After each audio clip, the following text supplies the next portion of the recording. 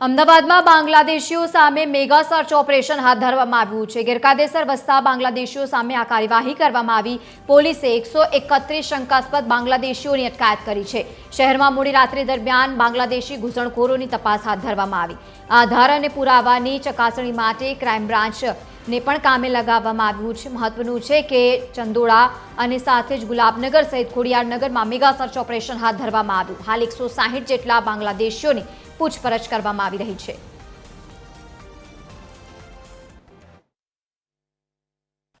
और कुल 300 से ज़्यादा शंकास्पद आदमियों को और औरतों को और बच्चों को राउंड अप किया।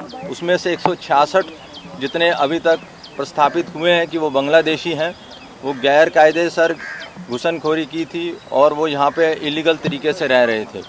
बाकी 150 से ज़्यादा लोगों की अभी पूछपरछ चालू है। उन 166 में से काफ़ी ऐसे लोग भी हैं जिन्होंने इंडियन आधार कार्ड बनवाया था गलत तरीके से।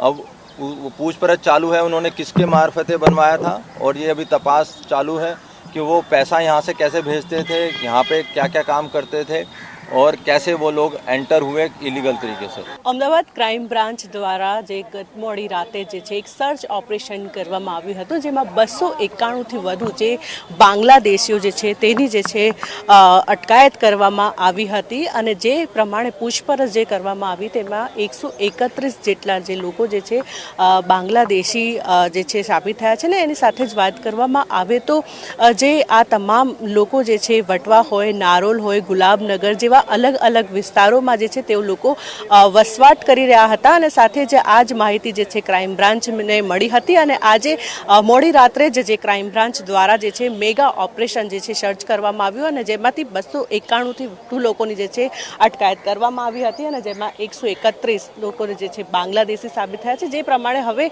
આગળની જે છે કાર્યવાહી જે છે ક્રાઇમ બ્રાન્ચ દ્વારા જે કરવામાં આવશે અને ત્યારબાદ આજે બીજા પણ જે લોકો છે તેઓની પણ પૂછપરછ કરવામાં આવી રહી છે ત્યારે ત્યારબાદ તેઓ લોકોને ડિપોર્ટ કરવાની કાર્યવાહી કરવામાં આવશે। કેમેરામેન યજ્ઞ મોહન સાથે મોનિકા રાજપૂત, TV 13 ગુજરાતી, અમદાવાદ।